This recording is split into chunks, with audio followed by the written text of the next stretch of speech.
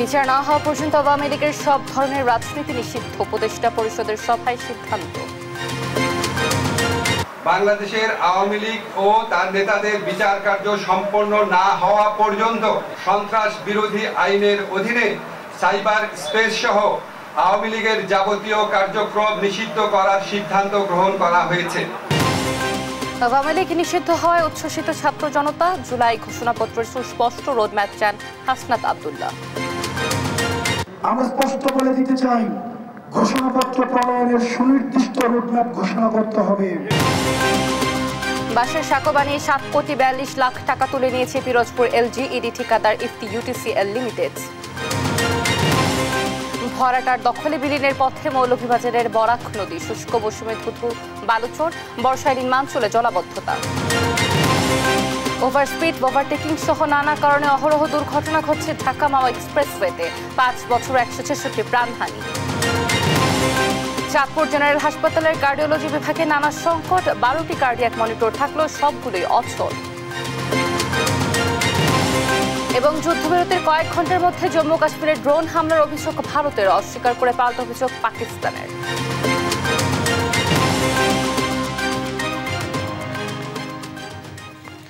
দেখছিলেন শিরোনামগুলো। সংবাদ সকালে আপনাদের সঙ্গে রয়েছে আমি অতসী সেন। এবারে পুরো সংবাদ। আন্তর্জাতিক অপরাধ ট্রাইব্যুনালে বিচার কার্য শেষ না হওয়া পর্যন্ত আওয়ামী লীগের সকল কার্যক্রম নিষিদ্ধ করা হয়েছে। শনিবার রাতে প্রধান উপদেষ্টার বাসভবন যমুনায় উপদেষ্টা পরিষদের জরুরি বৈঠক শেষে এ সিদ্ধান্ত নেওয়া হয়েছে বলে জানান আইন উপদেষ্টা ডক্টর আসিফ নজরুল। আইন উপদেষ্টা বলেন, সভায় আন্তর্জাতিক অপরাধ ট্রাইব্যুনাল আইনের সংশোধনী অনুমোদিত হয়েছে। আন্তর্জাতিক অপরাধ ট্রাইব্যুনালে আওয়ামী লীগ ও তার নেতাদের বিচার কার্য সম্পূর্ণ না হওয়া পর্যন্ত দেশের নিরাপত্তা ও সার্বভৌমত্ব রক্ষা, জুলাই আন্দোলনের নেতাকর্মীদের নিরাপত্তা এবং আন্তর্জাতিক অপরাধ ট্রাইব্যুনালের বাদী ও সাক্ষীদের সুরক্ষার জন্য সন্ত্রাস বিরোধী আইনের অধীনে সাইবার স্পেস সহ আওয়ামী লীগের যাবতীয় কার্যক্রম নিষিদ্ধ করার সিদ্ধান্ত গ্রহণ করা হয়েছে। এ বিষয়ে প্রয়োজনীয় পরিচয় পরবর্তী কর্মদিবসে জারি করা হবে বলেও জানান তিনি। এর পাশাপাশি উপদেষ্টা পরিষদের বৈঠকে জুলাই ঘোষণাপত্র আগামী 30 কার্য দিবসের মধ্যে চূড়ান্ত করে প্রকাশ করার সিদ্ধান্ত নেওয়া হয়েছে। পরিষদের বৈঠকে আন্তর্জাতিক অপরাধ ট্রাইব্যুনালে বাংলাদেশের আওয়ামী লীগ ও তার নেতাদের বিচার কার্য সম্পন্ন না হওয়া পর্যন্ত দেশের নিরাপত্তা ও সার্বভৌমত্ব রক্ষা, জুলাই আন্দোলনের নেতাকর্মীদের নিরাপত্তা এবং আন্তর্জাতিক অপরাধ ট্রাইব্যুনালের বাদী ও সাক্ষীদের সুরক্ষার জন্য সন্ত্রাস বিরোধী আইনের অধীনে সাইবার স্পেস সহ আওয়ামী লীগের যাবতীয় কার্যক্রম নিষিদ্ধ করার সিদ্ধান্ত গ্রহণ করা হয়েছে। এ বিষয়ে প্রয়োজনীয় পরিপত্র পরবর্তী কর্মদিবসে জারি করা হবে। এর পাশাপাশি আজকের উপদেষ্টা পরিষদের বৈঠকে জুলাই ঘোষণাপত্র আগামী 30 কার্য দিবসের মধ্যে চূড়ান্ত করে প্রকাশ করার সিদ্ধান্ত গৃহীত হয়েছে।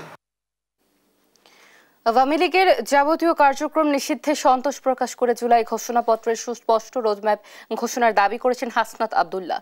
সরকারের সিদ্ধান্ত 30 কার্যদিবস সুতীক্ষ্ণ পর্যবেক্ষণে রাখা হবে বলে জানান তিনি।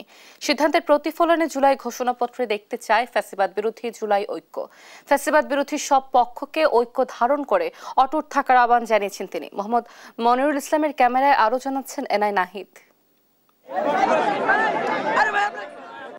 আন্তর্জাতিক অপরাধ ট্রাইব্যুনালে আওয়ামী লীগ ও এর নেতাদের বিচার করা এবং বিচার কাজ সম্পন্ন না হওয়া পর্যন্ত দলটির যাবতীয় কার্যক্রম নিষিদ্ধ করার সিদ্ধান্তে রাতে হোটেল ইন্টারকন্টিনেন্টালের সামনে আওয়ামী লীগের কার্যক্রম নিষিদ্ধে উল্লাস করেন আন্দোলনকারীরা। সরকারের এই সিদ্ধান্তে আওয়ামী লীগের কার্যক্রম নিষিদ্ধ নয়, আওয়ামী লীগকে দল হিসেবে নিষিদ্ধ করার দাবিতে সরকারকে 2 ঘন্টার আলটিমেটাম দেন হাসনাত আব্দুল্লাহ। পরে রাষ্ট্রীয় অতিথি ভবন যমুনায় যান। এই সময় শুধু দলীয় কার্যক্রম নিষিদ্ধ নয়, আওয়ামী লীগকে নিষিদ্ধ করে জুলাই গণহত্যায় জড়িতদের বিচার দাবি করেন আন্দোলনকারীরা।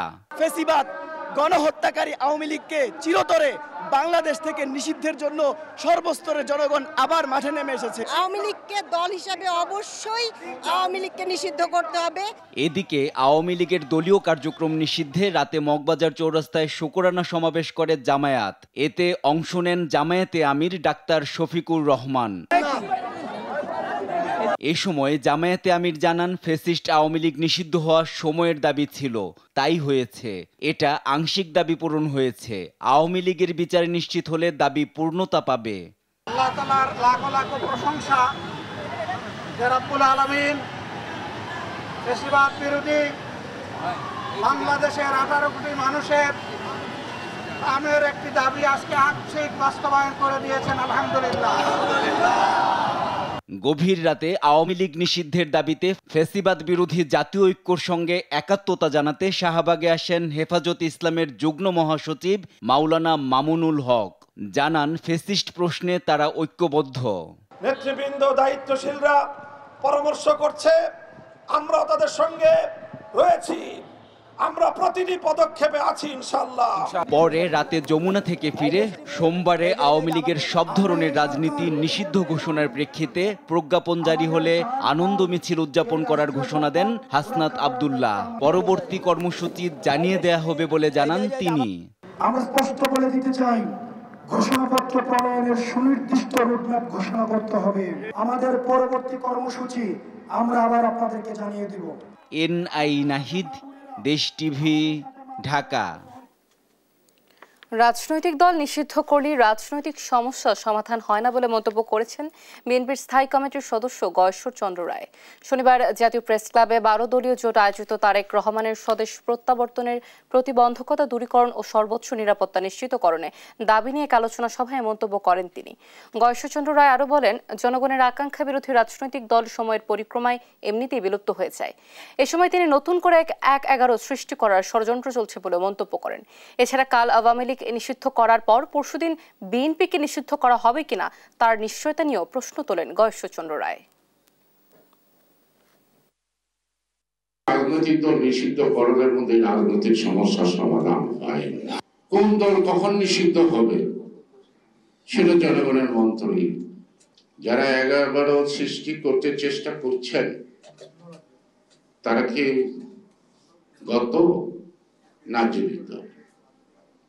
তারা কি এখনো আছে সেই মিডিয়াতে?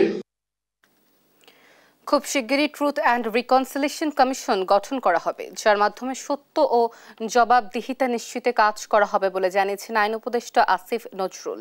শনিবার গুম প্রতিরোধ ও প্রতিকার অধ্যাদেশ 2025-এর দ্বিতীয় খসড়ার ওপর মতবিনিময় সভায় এসব কথা জানান তিনি। বলেন, যারা মানবতা বিরোধী অপরাধ করেছে, জুলাই গণহত্যার সঙ্গে জড়িত, তাদের বিচারে বদ্ধপরিকর সরকার। শিউলি রায় রিপোর্ট। শনিবার দুপুরে রাজধানী বিচার প্রশাসন প্রশিক্ষণ ইনস্টিটিউটে আয়োজিত গুম প্রতিরোধ ও প্রতিকার অধ্যাদেশ 2025-এর দ্বিতীয় খসড়ার উপর মতবিনিময় সভার আয়োজন করে আইন মন্ত্রণালয়। আমরা দেখব যে বৈঠক শুরুতে অনলাইন অ্যাক্টিভিস্ট পিনাকি ভট্টাচার্য এবং অ্যাটর্নি জেনারেল গুমের অধ্যাদেশের খসড়ার বেশ কিছু অসঙ্গতির কথা তুলে ধরেন। আমাদের গুমের শিকার ভিকটিম পরিবার পর্যাপ্ত সুরক্ষা এই আইনের মাধ্যমে পায় এবং পরিবারের সুরক্ষার জন্য প্রয়োজনীয় বিধি বিধান যেন এই খসড়ায় অন্তর্ভুক্ত করা হয়। ইনভেস্টিগেশন এবং ইনকোয়ারি এই দুইটার মধ্যে আমার মনে হয় যে কোনো আপনারা ডিফারেন্সিয়েট করতে পারেননি। জেলা পর্যায়ে ট্রাইব্যুনাল কেন? গুম কি নিয়মিত হয়ে গিয়েছে এমন প্রশ্ন তুলে পরিবেশ উপদেষ্টা সৈয়দা রিজওয়ানা হাসান বলেন, আলাদা কমিশনের প্রয়োজন নেই। এইটা কি আমাদের নিয়তি হয়ে গেল যে একটা ফুল ফ্লেজেড কমিশন রাখতে হবে আমাদেরকে, সে সব সময় বসে বসে গুমের ঘটনাগুলো ঘটবে? আমরা তো চাচ্ছি গুমের ঘটনা কমে যাক। অনুষ্ঠানে চিফ প্রসিকিউটর বলেন, আইনে যাতে অতীতের হওয়া গুমের ঘটনার বিচার করা যায় সেই বিষয়টি যুক্ত করা দরকার। আর শিক্ষা উপদেষ্টা সিআর আবরার বলেন, গুমের বিচার হতে হবে, এই জন্য শক্তিশালী একটি আইন দরকার। ব্যাপক মাত্রায় গুমের ঘটনাগুলো অতীতেই ঘটেছে। আমরা কমিশন গঠন করছি ঠিক আছে, কিন্তু আমরা আশা করব বাংলাদেশে গুমের ঘটনা যেন আর কখনোই না ঘটে। এখানে ইন্ডিপেন্ডেন্ট পাওয়ারফুল একটা কমিশনের কথা অনেকে বলেছেন, এটা হয়তো প্রয়োজনে। আমি তার সাথে কিছুটা হলেও দ্বিমত পোষণ করি। গুমের সমাধান হতেই হবে, এটা রাজনৈতিক ইস্যু, আইনি ইস্যু না বলে মন্তব্য করেন ফরহাদ মজহার। যে কোনো আইনি আমরা বাংলাদেশে করতে যাই না কেন, ফলে তাহলে গণসার্বভৌমত্বের ধারণা, জনগণ সকল ক্ষমতার অধিকারী, তাদের কর্তৃত্বে রাষ্ট্র চলবে।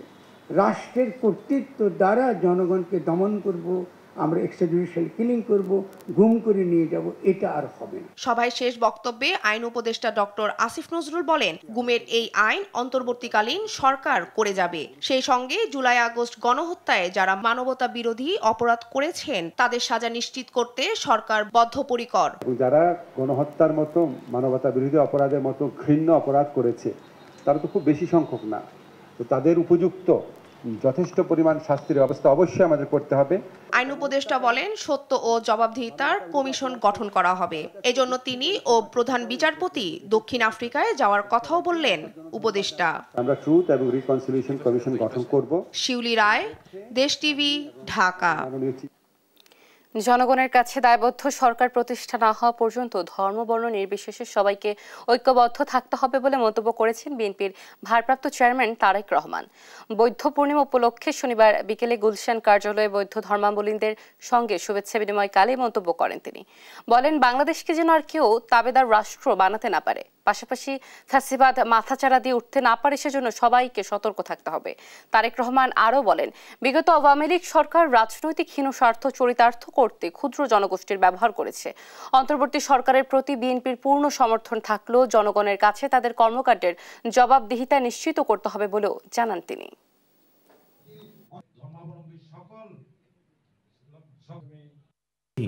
দলগুলো অন্তর্বর্তীকালীন সরকারকে সফল দেখতে চায়, বিএনপি এই সরকারকে সফল দেখতে চায়। তবে এখানে একটি কথা রয়ে গেছে, সরকারের কার্যক্রম সম্পর্কে যাতে জনগণের সামনে একটা স্বচ্ছ ধারণা থাকে। গণতন্ত্র ফেরাতে যাদের দায়িত্ব দেওয়া হয়েছে তারা তা করতে পারছে না উল্লেখ করে নিজের অধিকার কেড়ে নিতে তরুণ সমাজকে প্রস্তুতি নেওয়ার আহ্বান জানিয়েছেন বিএনপি মহাসচিব মির্জা ফখরুল ইসলাম আলমগীর। বলেছেন, স্বাধীনতা সার্বভৌমত্ব বিক্রি করে কোনো কিছু করতে দেওয়া হবে না। দেশের 18 কোটি মানুষ আওয়ামী লীগকে দেখতে চায় না বলেও মন্তব্য করেন। আর দেশকে জিম্মি করে কারো স্বার্থ বাস্তবায়ন করতে দেওয়া হবে না বলে হুঁশিয়ারি দলটির স্থায়ী কমিটির সদস্য আমির খসরু মাহমুদ চৌধুরীর। বিস্তারিত সাইফুল রিপনের প্রতিবেদনে।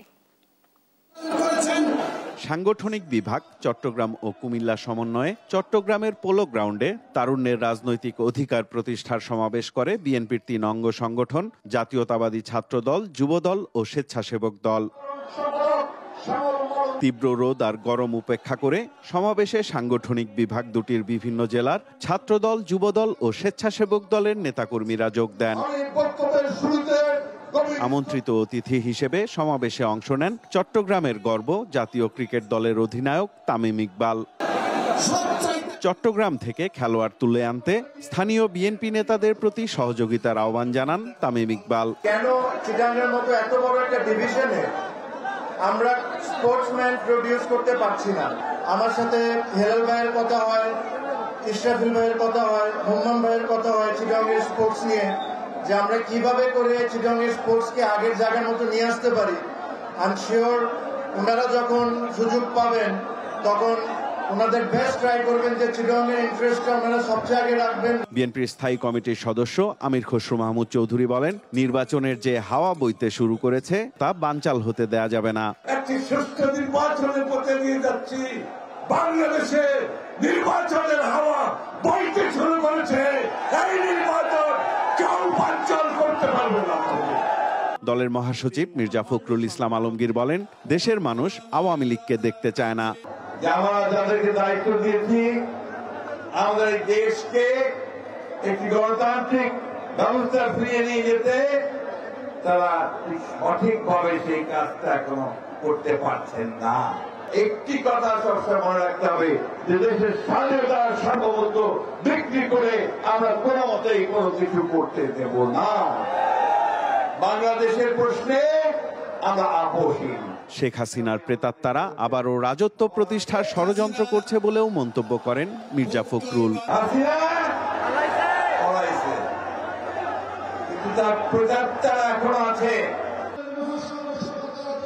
দেশের নতুন রাজনৈতিক বাস্তবতায় আগামীর বাংলাদেশ গড়তে নীতি নির্ধারণে তরুণ প্রজন্মকে সম্পৃক্ত করতে চায় বিএনপি। পাশাপাশি দীর্ঘদিনের ভোটাধিকার বঞ্চিত তরুণ প্রজন্মের ভোটাধিকার ফিরিয়ে দিতে চায় দলটি। সাইফুল রিপন, দেশ টিভি, পোলো গ্রাউন্ড, চট্টগ্রাম। বাঁশের সাঁকো বানিয়ে 7,42,00,000 টাকা তুলে নিয়েছে পিরোজপুর এলজিডি ঠিকাদার ইফতি ইউটিসিএল লিমিটেড। কথা ছিল গার্ডার সেতু করবেন, করেছেন বাঁশের সাঁকো। এ যেন হীরক রাজার দেশ। দুর্নীতির এখানেই শেষ নয়, প্রকল্পের টেন্ডার হওয়ার পরপরই কাজ তো দূরের কথা, এলজিডির 1,647,48,00,000 টাকা তুলে নিয়ে গেছে ঠিকাদার। পিরোজপুরের সাবেক এমপি মহারাজি হাতিয়ে নিয়েছেন বরাদ্দের কয়েকশো কোটি টাকা। এসব প্রতিষ্ঠানগুলোকে কালো তালিকাভুক্ত না করে উল্টো 5 আগস্টের পর আবারও কাজ দিয়েছে কয়েকশো কোটি টাকার। শাহাদাত নিশাদের অনুসন্ধানী প্রতিবেদন। এই বাঁশের সাঁকো বানাতে খরচ হয়েছে কত জানেন? 7,42,00,000 টাকা। চমকে গেলেন? এমন চাঞ্চল্যকর ঘটনা বাংলাদেশেরই পিরোজপুর সদরের কদমতলা গ্রামের এই সাঁকোতে। এটি হীরক রাজার দেশকেও হার মানাবে। আমরা আবার শুনি যে ব্রিজের বিল টিল সব কমপ্লিট, মানে ব্রিজ কমপ্লিট, বিল কমপ্লিট আনা হয়ে গেছে। এই ব্রিজটা আজ 14-15 বছর এইভাবে আছে, ঝুঁকিপূর্ণ। ইফতি ইটিসিএল লিমিটেড নামের ঠিকাদারি প্রতিষ্ঠানকে 96 মিটার দৈর্ঘ্যের গার্ডার সেতু বানানোর ঠিকাদারি দেয় এলজিইডির পিরোজপুরের নির্বাহী প্রকৌশলীর দপ্তর। কিন্তু ঠিকাদার করলেন কি? জলজান্ত বাঁশের সাঁকো দিয়ে তুলে নিয়ে গেছে প্রায় 7.5 কোটি টাকা। আবার স্থানীয় নির্বাহী প্রকৌশলী দপ্তরের কাগজে উল্লেখ করা আছে নাকি এখানে গার্ডার সেতু তৈরি হয়েছে।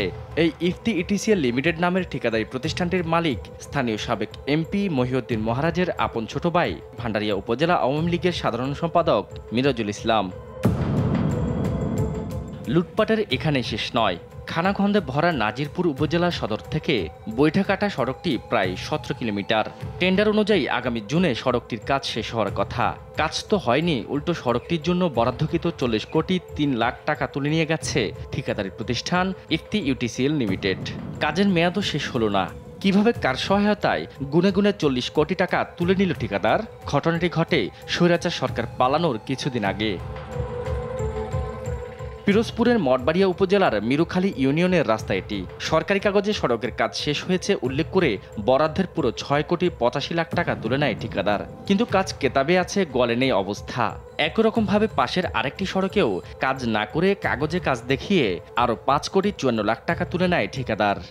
এই দুর্নীতির বিষয়ে স্থানীয় সরকার বিভাগ থেকে তদন্ত হয়েছে এবং জেলা দুর্নীতি দমন অফিস কর্তৃক তদন্ত হয়েছে এবং প্রাথমিকভাবে এই দুর্নীতির সত্যতা পাওয়া গেছে এবং দুর্নীতি দমন কমিশন এর আলোকে তাদের বিধিবিধান অনুযায়ী প্রয়োজনীয় কার্যক্রম গ্রহণ করেছে। এমন আত্মসাৎ করেছেন খোদ ইফতি ইউটিসিএল এর কর্ণধার ও পিরোজপুর 2 আসনের সাবেক সংসদ সদস্য মহিউদ্দিন মহারাজ ও তার ভাই ভান্ডারিয়া উপজেলা আওয়ামী লীগের সাধারণ সম্পাদক মিরাজুল ইসলাম। সাবেক এমপি মহারাজের ছত্রছায়ায় এই পরিবারই 8টি লাইসেন্সে স্থানীয় সরকার প্রকৌশলী অধিদপ্তর এলজিইডির অধীনে 128টি সেতু নির্মাণে প্রায় 236 কোটি টাকা পকেটে পড়েছে মহারাজের পরিবার। ভুয়া কাগজপত্রের মাধ্যমে কাজ না করেই তাদের ঠিকাদারি প্রতিষ্ঠানগুলোর মাধ্যমে 125টি স্কিমে 269,28,98,000 টাকা তুলে নিয়ে গেছে। স্থানীয় সরকার পল্লী উন্নয়ন ও সমবায় মন্ত্রণালয়ের তদন্তে উঠে আসে প্রকল্পের কাজ না করেই 1,647,48,00,000 টাকা উঠিয়ে নিয়েছে এলজিইডির পিরোজপুর নির্বাহী প্রকৌশলী কার্যালয়। এত লুটপাটের পরও ঠিকাদারি প্রতিষ্ঠানগুলো কালো তালিকাভুক্ত না হয়ে 5 আগস্ট পরবর্তীতে এখনও বীরদর্পে 280টি ঠিকাদারি কাজ নেয় মোহাম্মদ ইউনুস অ্যান্ড ব্রাদার্স নামে ঠিকাদারি প্রতিষ্ঠান। সরকারি শত শত কোটি টাকা লুটপাট করেও এখনও 836,84,00,000 টাকার ঠিকাদারি কাজ ভাগিয়ে নিয়েছে ইউনুস অ্যান্ড ব্রাদার্স। অথচ এই মোহাম্মদ ইউনুস অ্যান্ড ব্রাদার্সের বিরুদ্ধে স্বৈরাচারের আমলে কাজ না করেও কয়েকশো কোটি টাকা আত্মসাতের প্রমাণ পায় এলজিইডির তদন্ত কমিটি। ভুয়া বিল বানিয়ে কয়েকশো কোটি টাকা আত্মসাতের বিষয়ে মোহাম্মদ ইউনুস অ্যান্ড ব্রাদার্সের ডিএমবির কাছে জানতে চাইলে নিজেদের পক্ষে সাফাই গাইলেন। এই বিষয়টাতে কোনো ডকুমেন্টারি কোনো কিছু আমরা পাইনি এই ধরনের, এবং এই ধরনের যেটা অভিযোগ সেটা শুধুমাত্র মৌখিকভাবে আপনার মুখে শুনলাম, কিন্তু লিখিত আকারে বা এই ধরনের কোনো উইথ এভিডেন্স স্পেসিফিক কোনো কিছুই আমাদের কাছে এসে পৌঁছায়নি এবং আমরা এই ধরনের কোনো কিছুরই কোনো সত্যতা পাইনি। সম্প্রতি স্থানীয় সরকার উপদেষ্টা আসিফ মাহমুদ সজীব ভুঁইয়া এসব দুর্নীতির তদন্তের বিষয়টি তুলে ধরে বলেন, অর্থ আত্মসাতের সঙ্গে সরাসরি জড়িত ছিলেন সাবেক মন্ত্রী সৌম্য রেজাউল করিম, সাবেক সংসদ সদস্য মহিউদ্দিন মহারাজ, তার ছোট ভাই সাবেক চেয়ারম্যান মিরাজুল ইসলাম। একই সাথে এলজিইডির কর্মকর্তারা ঠিকাদারদের সঙ্গে যোগসাজশ করে টাকা তোলেন বলেও জানান তিনি। লুটপাট এর সাথে যারা জড়িত, যাদের ব্যাপারে প্রাথমিক তদন্তে উঠে এসেছে, তাদেরকে কোনোভাবেই ছাড় দেওয়া হবে না। তদন্তে দেখা যায় সাবেক এমপি মহারাজের ভাই মিরাজুলের প্রতিষ্ঠান Ifti UTCL private limited, Simran Mayan trade international, HS engineers, Rupali construction, Mohammad Yunus and brothers এই 5 ঠিকাদারি প্রতিষ্ঠানের নামে ভুয়া বিল তৈরি করে টাকা আত্মসাৎ করা হয়েছে। এখনও অব্যাহত আছে মোহাম্মদ ইউনুস অ্যান্ড ব্রাদার্সের ঠিকাদারির নামে টাকা আত্মসাতের অপতৎপরতা। শাহাদাত নিশাদ, দেশ টিভি, ঢাকা। বান্দরবানে অনুষ্ঠিত হচ্ছে বৌদ্ধ ধর্মাবলম্বীদের অন্যতম ধর্মীয় উৎসব বুদ্ধ পূর্ণিমা। এ নিয়ে আরো জানাতে সরাসরি যুক্ত হচ্ছেন সহকর্মী আবুল বাশার নয়ন। আমরা যুক্ত হচ্ছি। নয়ন, মানুষের উপস্থিতি কেমন দেখছেন জানাবেন? ধর্মীয় ভাব গাম্ভীর্যের মধ্য দিয়ে পার্বত্য জেলা বান্দরবানে বুদ্ধ পূর্ণিমার যেই আনুষ্ঠানিকতা সেটি চলছে। ইতিমধ্যেই এখানে মাঠে বিভিন্ন এলাকা থেকে পুণ্যার্থীরা আসলে সমবেত হয়েছেন। এখানে অংশ নিয়েছেন বান্দরবানের বোমাং রাজার যিনি সার্কেল, তিনি উপস্থিত রয়েছেন। সামনে রয়েছেন ধর্মীয় গুরু যারা রয়েছেন, তারা রয়েছেন। এখানে যে ধর্মীয় যে দেশনা তা করা হচ্ছে। সকাল থেকে আসলে বিভিন্ন বিহার এবং বিভিন্ন পাড়া থেকে হাতে চন্দন জল নিয়ে আসলে নারী পুরুষ থেকে শুরু করে ধর্মীয় গুরুরা আসলে এখানে জড়ো হন। তারা মূলত এখানে যে ধর্মীয় দেশনা হচ্ছে সেখানে যোগ দিয়েছেন। আসলে বুদ্ধ পূর্ণিমার দিনে মূলত বুদ্ধরা বুদ্ধ পূজা করে পঞ্চশীল, অষ্টশীল, সূত্রপাঠ, সূত্র শ্রবণ, সমবেত প্রার্থনা এবং নানাবিধ আসলে মাঙ্গলিক অনুষ্ঠান করে থাকে। তেমনটি আজকের যে বুদ্ধ পূর্ণিমার দিনে তারা এখানে সমবেত হয়েছেন। সবাই আসলে প্রত্যাশা করছেন, সবার প্রত্যাশা যে অতীত যে দুর্দশা, গ্লানি সব মুছে আগামী দিনগুলো যাতে সুন্দরভাবে কাটে, দেশে শান্তি প্রতিষ্ঠা হয়, মানুষ, সমাজ এবং দেশে যাতে শান্তি প্রতিষ্ঠা হয়, সবাই আসলে তেমনটি প্রার্থনা করছেন।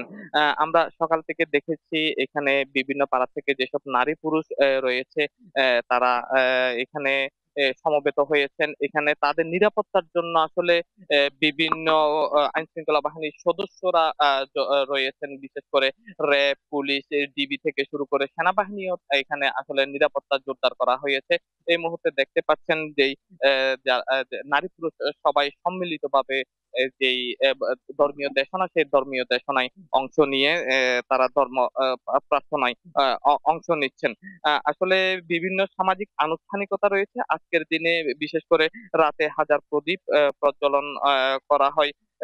মূলত আজকের এই দিনে বুদ্ধত্ব লাভ করেছিলেন এবং প্রয়াণ হয়েছিল, যার কারণে এই দিনটি তাদের জন্য, বুদ্ধ সম্প্রদায়ের জন্য খুবই তাৎপর্যপূর্ণ একটি দিন। এই দিনটিকে তারা ধর্মীয় বিভিন্ন আচার রীতিনীতির মাধ্যমে তারা পালন করে থাকে। সেক্ষেত্রে এবারে তবে একটি বিষয় না বললে নয়, আমরা অতীতে দেখেছি বুদ্ধ পূর্ণিমার যে আনুষ্ঠানিকতা ছিল সেখানে উৎসাহ, উদ্দীপনা, উপস্থিতি কিছুটা কম থাকলেও এবারে দেখছি আমরা যে একদম খোলা মাঠে বড় আয়োজন করা হয়েছে, যেখানে বিভিন্ন এলাকার মানুষ অংশ নিয়েছেন। মানে এখানে স্বতঃস্ফূর্ত যেটি অংশগ্রহণ বলা হচ্ছে সেটি আমরা দেখতে পাচ্ছি, ক্যামেরায় দেখতে পাচ্ছেন। বিভিন্ন নারী পুরুষ আসলে যে ধর্মীয় দেশনা চলছে সেখানে তারা অংশ নিয়েছেন। তারা সবাই প্রার্থনা করে আগামী দিনগুলো যাতে সুন্দরভাবে কাটে, পুরনো দিনের যে গ্লানি দুর্দশা সেটি যাতে মুছে নতুন দিন যাতে তারা শুরু করতে পারে, সেটি আসলে কামনা করছেন।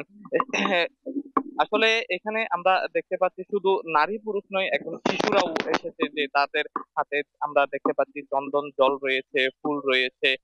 তারা একটু পরেই যে বুদ্ধ স্নান ও করা হবে এই চন্দন জলের মাধ্যমে পরিশুদ্ধ হয়ে আসলে নতুন দিনের যে প্রত্যাশা সেটি আসলে তারা করে থাকেন। আমরা এখানে দেখতে পাচ্ছি বোমাং সার্কেলের যিনি রাজা, চিফ, তিনিও আসলে অংশ নিয়েছেন। একটু আগে তিনি এসে এখানে উপস্থিত হয়েছেন। পাশাপাশি আঞ্চলিক পরিষদের সদস্য পাহাড়ি নেতা ক্যাসমং, তিনিও মঞ্চে উপস্থিত রয়েছেন। পাশাপাশি বিভিন্ন রাজনৈতিক এবং সামাজিক নেতৃবৃন্দ এখানে আমরা দেখতে পাচ্ছি, যারা যে সমবেত প্রার্থনা সেখানে তারা অংশ নিয়েছেন।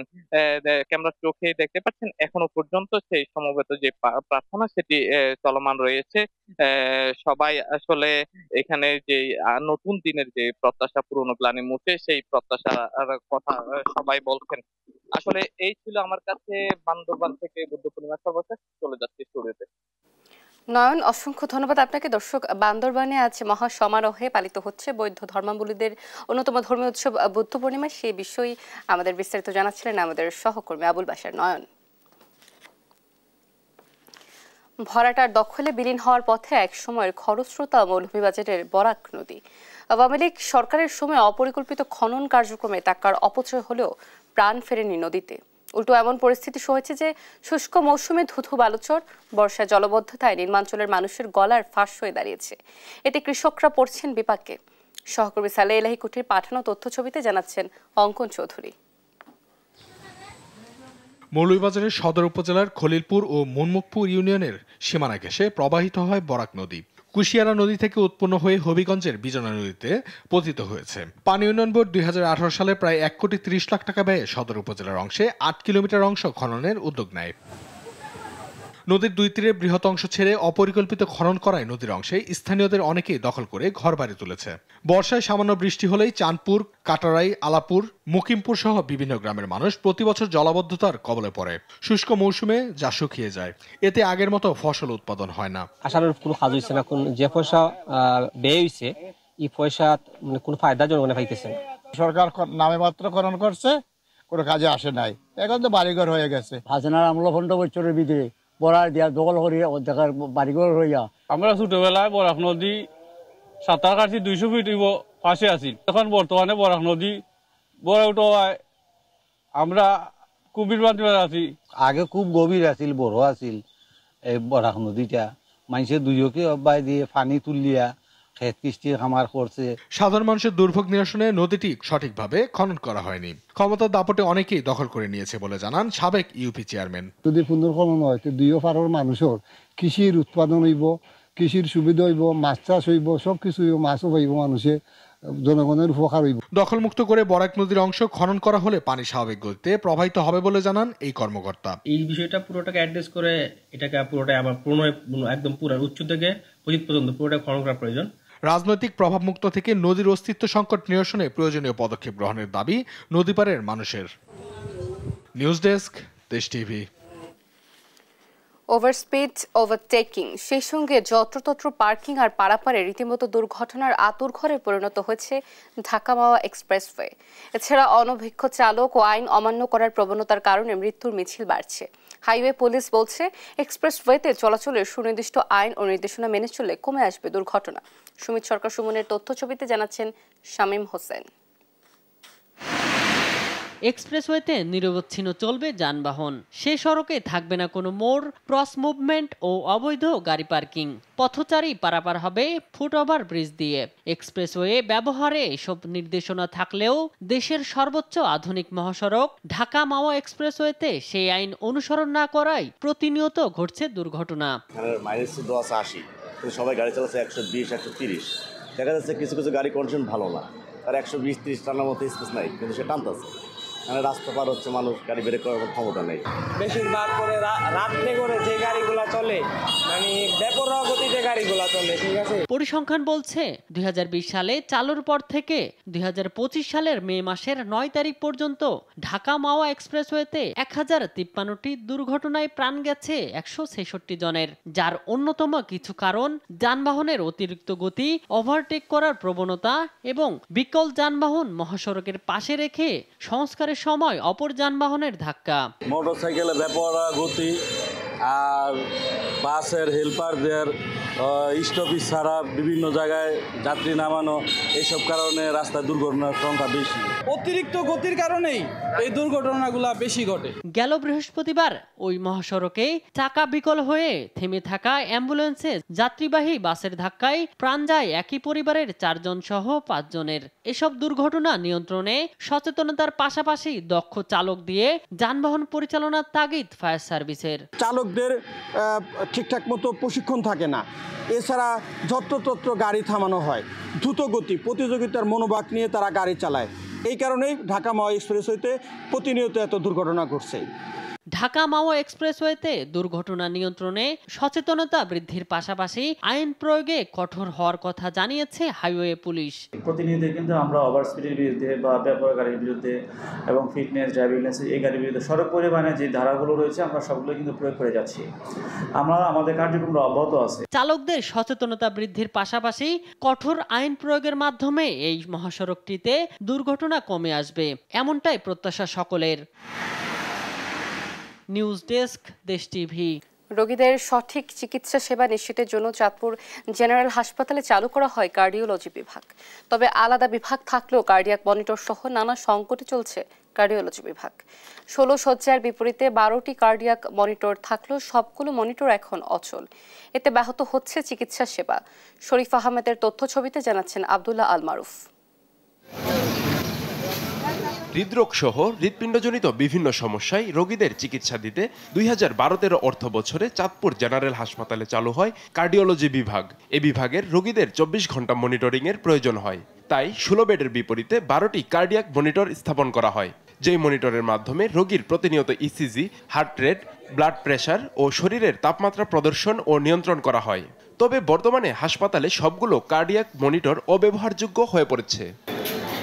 বাধ্য হয়ে ইমার্জেন্সি কেয়ার ইউনিট থেকে 2টি মনিটর নিয়ে নামমাত্র সেবা দেওয়া হচ্ছে রোগীদের।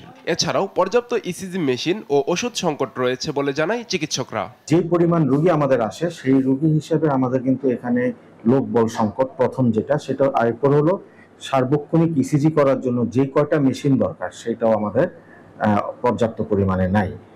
তারপরে যে মনিটরগুলি, সেই মনিটরগুলির বেশিরভাগ মনিটরগুলি এখন ঠিকমতো কাজ করে না। প্রতিনিয়ত ধারণ ক্ষমতার কয়েক গুণ রোগী ভর্তি থাকেন হাসপাতালটিতে। প্রয়োজনীয় যন্ত্রপাতি না থাকায় রোগীদের সেবা দিতে হিমশিম খেতে হয়। আমাদের বেড হচ্ছে 16টা, কিন্তু আমাদের রোগী হয়ে যায় প্রায় 3 গুণ। হ্যাঁ, 16টা বেডের রোগী প্রায় 36-এর উপরে উঠে যায়। সেক্ষেত্রে আমাদের নিচেও পর্যাপ্ত জায়গা নেই। একটা পেশেন্টের বেডের নিচে যতটুকু স্পেস দরকার সেটার কোনো স্পেস নাই। কিন্তু এখন আমরা তো রোগী ফেলে দিতে পারবো না, বা রোগী প্রাথমিক চিকিৎসা তাকে দিতে হবে। সেজন্য আমাদেরকে কোনো রকমে একই সিটে 2-3 জন পেশেন্ট বসে কাজ করতে হয়। ব্যারাকেল দিতে পারতেছি না, এসটিকে দিতে পারতেছি না। তাছাড়া মনিটর মেশিন না থাকার কারণে আমি প্রেসারও দেখতে পারছি না, পালস অক্সিমিটারও দেখতে পারতেছি না। হাসপাতালে কার্ডিওলজি বিভাগের শয্যা সংখ্যা বাড়ানো সহ প্রয়োজনীয় যন্ত্রপাতি দ্রুত স্থাপনের দাবি রোগী ও স্বজনদের। একটা রোগীর হার্টবিট উঠানামা করে আমরা বুঝতে পারি মেশিনের মাধ্যমে। এখন মেশিনটা যদি নষ্ট থাকে আমরা তো বুঝতে পারি না রোগীটা কখন কি অবস্থায় আছে। আমরা তো রোগী, আমরা তো ডাক্তারের কাছে আসি সেবার জন্য। সেবা যদি আমাদের পর্যাপ্ত পরিমাণ না হয় তো আমরা কোথায় যাবো? গেল বছর হাসপাতালের বিভিন্ন যন্ত্রপাতির চাহিদা স্বাস্থ্য মন্ত্রণালয়ে পাঠানো হলেও এখনো পাওয়া যায়নি বলে জানায় হাসপাতাল কর্তৃপক্ষ। স্বাস্থ্য দপ্তরের হাসপাতাল শাখায় চাহিদাপত্র দিয়েছি যাতে নতুন কার্ডিয়াক মনিটর বরাদ্দ দেওয়া হয়। ওনাদের প্রকিউরমেন্ট সম্পন্ন হলে ওনারা আর কি আমাদেরকে মেশিনগুলো চাহিদা সরবরাহ দিতে পারবেন। উন্নত চিকিৎসা সেবা নিশ্চিতে সরকার প্রয়োজনীয় ব্যবস্থা নেবে, এমন প্রত্যাশা চিকিৎসক, রোগী ও তাদের স্বজনদের। নিউজ ডেস্ক, দেশ টিভি। অন্তঃসত্ত্বা স্ত্রীকে মাদারীপুর থেকে ঢাকায় নেয়ার পথে সড়ক দুর্ঘটনায় প্রাণ হারায় স্বামী বিল্লাল সহ পরিবারের আরো 3 জন। ভাগ্যক্রমে বেঁচে যায় স্ত্রী। সেদিনই হাসপাতালে কোলজুড়ে জন্ম নেয় ফুটফুটে পুত্র সন্তান। শিবশঙ্কর রবিদাসের রিপোর্ট, জানাচ্ছেন নুসরাত শোভা। মাদারীপুর সদর উপজেলার দুধখালী গ্রামের বিল্লাল ফকির অন্তঃসত্ত্বা স্ত্রীকে নিয়ে গেল বৃহস্পতিবার ঢাকায় হাসপাতালের উদ্দেশ্যে যাচ্ছিলেন। সঙ্গে ছিল মা, বাবা আর বোন। ঢাকা ভাঙা এক্সপ্রেসওয়ের মুন্সিগঞ্জের সিরাজদি খানের নিমতলা এলাকায় আসলে তাদের অ্যাম্বুলেন্সটির চাকা পাংচার হয়ে যায়। এতে মহাসড়কের পাশে থামিয়ে অ্যাম্বুলেন্সের চাকা মেরামত করছিল ড্রাইভার। এ সময় গোল্ডেন লাইন পরিবহনের একটি যাত্রীবাহী বাস পেছন থেকে অ্যাম্বুলেন্সটিতে ধাক্কা দেয়। ঘটনাস্থলেই মারা যায় বিল্লালের মা। গুরুতর আহত অবস্থায় অ্যাম্বুলেন্স ড্রাইভার সহ বাকিদের হাসপাতালে নিয়ে যায় ফায়ার সার্ভিসের সদস্যরা। বিল্লালের স্ত্রী ছাড়া সবাইকে মৃত ঘোষণা করেন চিকিৎসক। সেদিনই বিল্লালের স্ত্রীর কোল জুড়ে আসে ফুটফুটে পুত্র সন্তান, কিন্তু বিল্লালের আর আদর করার সুযোগ হলো না নিজের ছেলেকে। নবজাতকও কোনোদিন পাবে না বাবা দাদা দাদির আদর। মারা গেছে ওই ছেলে ওই বাচ্চাগুলো কেমন বাঁচবে আপনারা সিদ্ধান্ত আপনারা নেবেন। সব মারা গেছে কিভাবে বাঁচবে? সংসারে লোক ছিল আজকে বিদায় হয়ে চলে গেল। এমন একটা লোক ছিল 7 নম্বরে আমি ওয়ার্ডের মেম্বার থাকাকালে আমি দেখি নাই কোনোদিন হাতের কোনো কাজে কোনো মানুষের কষ্ট হয়েছে। এই দুর্ঘটনায় শোক বইছে পরিবারে। আর কোনো পরিবারকে যেন এরকম কঠোর পরিস্থিতির মধ্য দিয়ে না যেতে হয়, সেজন্য সরকারকে যথাযথ পদক্ষেপ নিতে হবে বলছেন নিহতের স্বজনরা। নিউজ ডেস্ক, দেশ টিভি।